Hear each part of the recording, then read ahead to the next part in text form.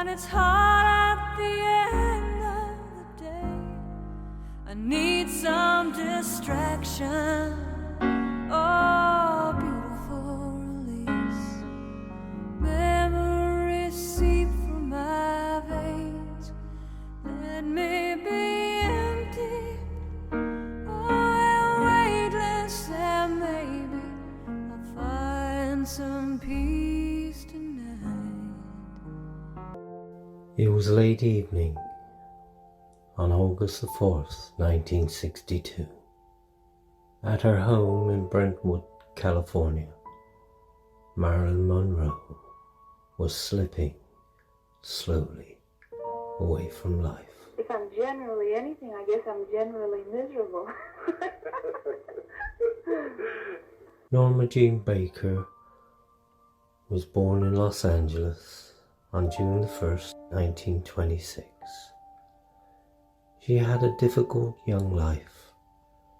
Her mother, Gladys Pearl Monroe, was mentally and financially unable to raise Norma Jean. And as she had no other family, until 16, Norma Jean was in and out to foster homes. Then at 16, to keep out of another foster home, she married James Doherty, virtually the boy next door. Norma Jean started as a model on the covers of magazines. In 1946, she was signed by 20th Century Fox and she divorced James. Her name was then changed to Marilyn Monroe. Then and until her death in 1962, Marilyn was used by studios and powerful men. Marilyn, like Norma Jean, just wanted to belong to a family. She first married Joe DiMaggio, the retired baseball star, in 1955, but the marriage was short-lived.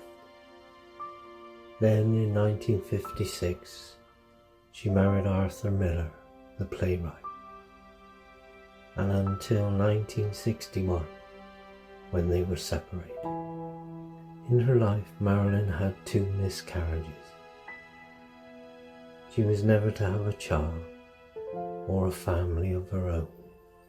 Her most fatal of mistakes was made being involved with the Kennedys. Mr. President, Marilyn Monroe. Happy birthday to you. Happy birthday to you. Happy birthday, Mr. President. Happy birthday to you.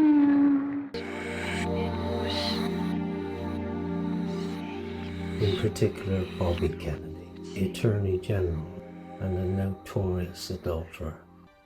It's rumored he said he would leave his wife, but once again Marilyn was being used. When she threatened to tell the press about Bobby and the Kennedy links to organized crime, her days were numbered. Bobby Kennedy, it is said, used his brother-in-law, Peter Lawford, the actor, a friend of Marilyn's, as a go-between, to try to stop her going public. It is not known if Marilyn took an overdose or was murdered to stop a scandal for Bobby and his brother, the President John Kennedy, by third parties, the CIA, or other dark players. Either way, Marilyn died alone, probably one of the most famous faces of Hollywood. When all Norma Jean Baker wanted was to be part of a family, to be loved, and not, as the case was all her life, used and then discarded. Vultures and thieves at your back, Storm keeps on twisting. You keep on building the lies that you make up for all that you lack. It don't make no difference. Escape one last time. It's easier to believe in this sweet madness, all this glorious sadness that brings me to my knees. In their first runs, all of Marilyn's 23 movies grossed over $200 million. So Norma Jean paid her masters well, and her reward was fame, which in her words was fickle. She said, "You can read about yourself, but what's important is how you feel about yourself." And in the end, Marilyn, like Norma Jean, felt lost, abandoned, and alone. You are pulled from the wreckage of your silent reverie. You're in the arms of the angel. May you find some comfort here.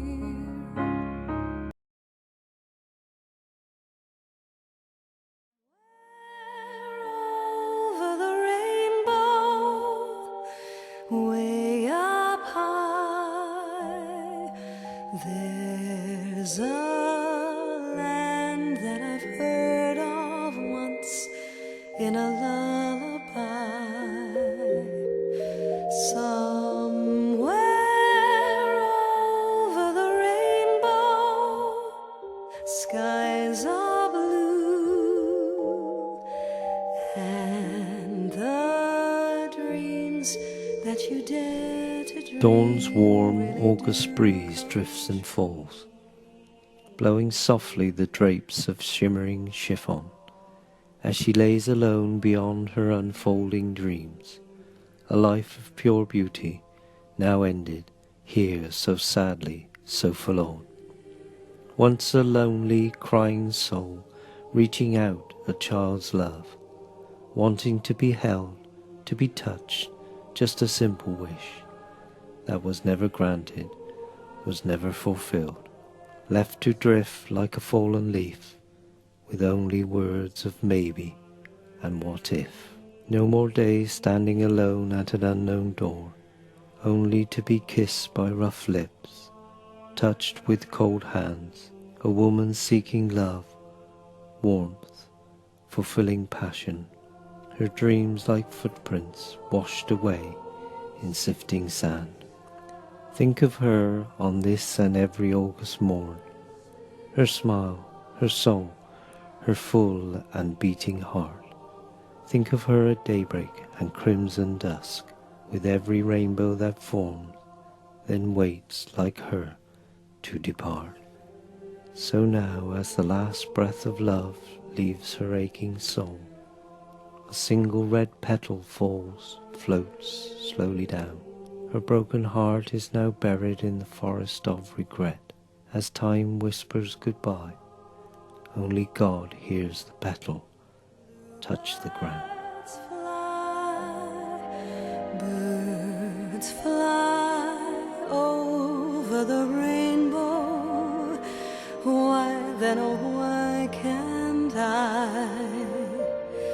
If happy little bluebirds fly beyond the rainbow, why, oh why can't I? Good night, Marilyn. Good night. In the arms of the angel, may you find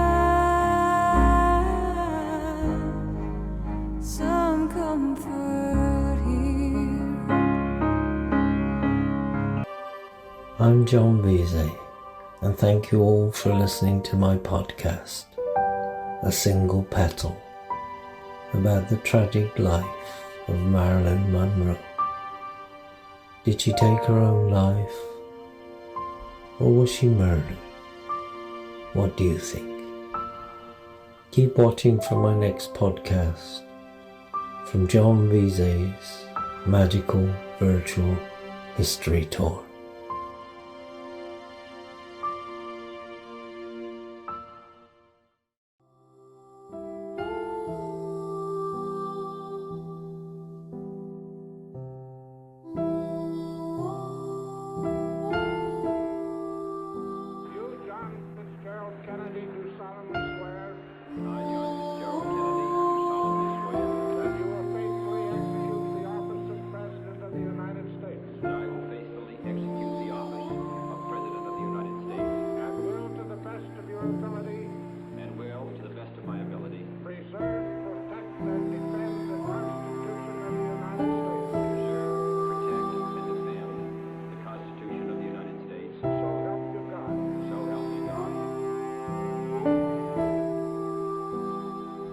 Ask not what your country can do for you. Ask what you can do for your country.